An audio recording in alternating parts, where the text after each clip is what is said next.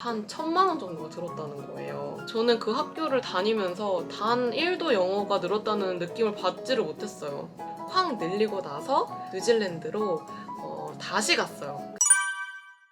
네, 제가 중학생 때 뉴질랜드로 어학연수를 다녀온 경험이 있었는데 이제 와서 생각해보면 아쉬운 점이 너무 많이 남고, 그리고 제가 좀 잘못 생활을 했었던 것 같아가지고 후회가 되는 부분이 많아요. 그래서 나한테 다시 한번 기회가 주어지면 좀 다시 하고 싶다, 이런 생각을 되게 많이 했었거든요. 그래서 혹시 지금 어학연수를 고민하고 계시거나 아니면 뭐 영어 때문에 외국에 나가야 되나 이런 거를 이제 고민하시는 분들이 계시면은 내 경험이 좀 도움이 될 수 있겠다, 이런 생각이 들더라고요. 일단 결론부터 말씀을 드리면 왜 가는지 모르겠어요.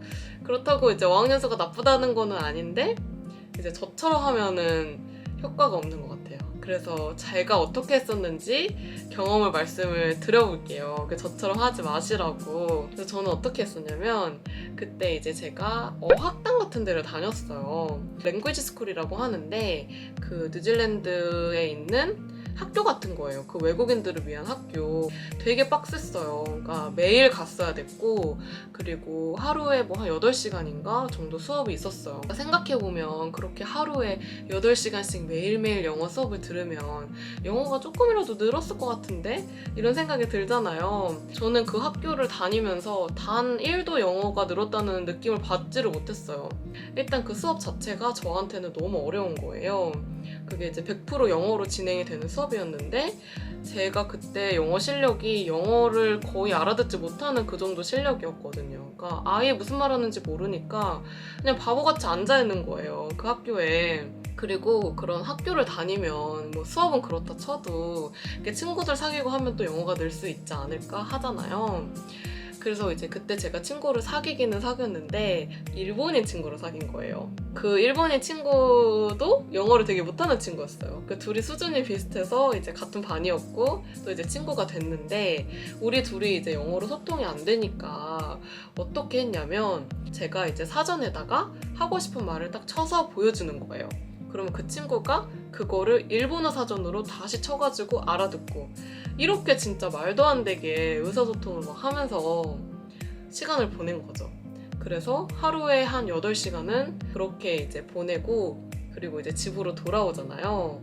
근데 그때 제가 홈스테이라는 거를 했었어요. 그러니까 홈스테이가 한국어로 치면은 하숙방 같은 거예요. 가정집에 들어가서 사는 건데, 그때 당시에 이제 뉴질랜드 현지인이 하는 홈스테이가 있었고 한인이 하는 홈스테이가 있었어요.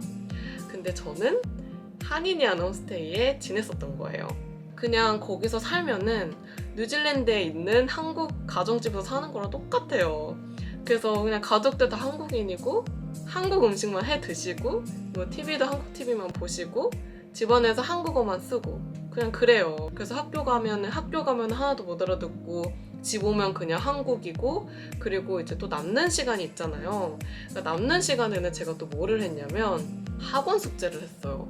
그러니까 그때 이제 한국에서의 학원 선생님이 이제 뉴질랜드 2달 동안 갔다 오면 진도 뒤처진다고 그 학원 숙제 2달치를 저한테 내주신 거예요. 그래서 남는 시간에는 또 숙제하고 그렇게 또 시간을 보낸 거죠. 그러니까 영어가 당연히 안 늘죠. 아무리 내 위치가 뉴질랜드에 있어도 또 한국에 있는 거랑 거의 차이점이 없게 그렇게 지냈었던 거죠. 그래서 많은 돈을 쓰고 왔지만 영어적으로만 봤을 때는 효과가 거의 하나도 없었어요. 자, 그러고 이제 한국으로 돌아와가지고 뭐 한국에서 고등학교, 대학교 다 나오고 그렇게 또 지내다가 대학을 다니다가 제가 우연히 미드를 보게 된 거예요. 근데 그 미국 드라마를 봤는데 너무 재밌는 거예요.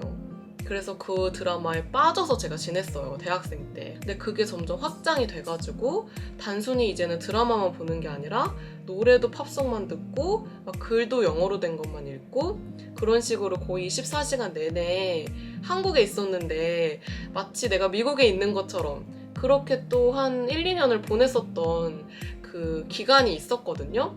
그리고 아르바이트도 영어에 관련된 그런 아르바이트만 제가 또 찾아서 했었거든요. 그 시기 때 영어가 폭발적으로 느는 거예요. 나는 한국에 있었는데, 그리고 돈 한 푼 쓰지 않았는데, 그러니까 오히려 돈을 벌었죠. 제가 그 아르바이트를 하면서 돈을 벌면서 영어를 배운 거죠. 그래서 제가 이 두 경험을 해보면서 느낀 점은, 굳이 내가 꼭 외국에 나가지 않아도 내 의지만 있고 내가 노력만 한다면 한국에서도 영어는 충분히 배울 수가 있구나, 그거를 제가 느꼈어요. 그러니까 물론 일정 수준 이상이 되면 외국에 직접 나가서 사는 게 도움이 되겠지만, 그 의사소통할 수준, 그리고 영어로 일하는데 불편함이 없을 그 정도 수준은 저는 한국에서 배운 걸로도 충분했었거든요. 그리고 그렇게 한국에서 영어 실력을 확 늘리고 나서 제가 뉴질랜드로 다시 갔어요. 그때는 워킹홀리데이 비자를 받아서 워홀 비자로 다시 뉴질랜드에 갔었거든요. 그렇게 영어를 잘하게 되고 나서 가니까 완전히 또 다르더라고요. 그래서 이제 그 얘기도 너무너무 해드리고 싶은데, 오늘 이미 말이 너무 길어진 것 같아가지고, 그리고 워홀 얘기도 되게 또 길거든요. 그래가지고 워홀은 제가 따로 또 영상을 만들어서 제 경험 공유해보도록 할게요.